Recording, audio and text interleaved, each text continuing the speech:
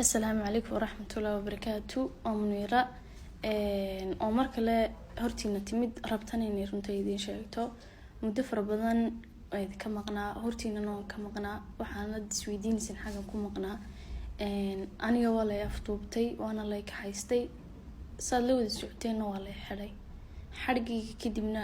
meel baligi magaalo kale la iguna xiray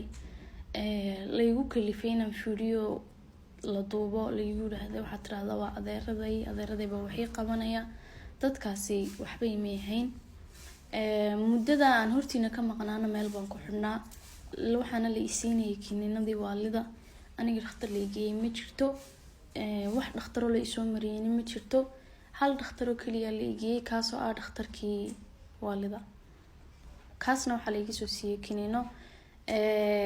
hargeysana markii horeysay waa la iga aftuubtay alxaasla muraad adigu markii u dambeysay waan ka soo baxsaday imikana waxaan u baahanahay oo rabaa inaan yacnihii sheego in horta qofka bini'aadanka wuxuu xaquuq buu leeyahay qofka muwaadinka Soomaaliland xaquuq buu ku leeyahay waxaan u baahanahay arinkayga dawladdu inay hoos u eegto waxna ii qabato dadkaas aftuubtayna waxay ahaayeen dad caruurteeda adeer u ah aniga ma aha family-ga anigu family-ga ma garanayo wax family ah oo aabana ma garanayo walaa ido walaa adeer walaa aabo waxa soo dhibina waxa ii gaarisa yani family-ga aan raadinayo xiritaankayga aftuubkayga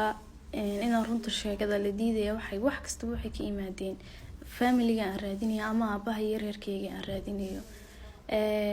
dadiyo aan waxba ii yahayn baarintaydan gacanta kula jira waxaana hooyadii baana dadii adeegsanaysa hase ahaatee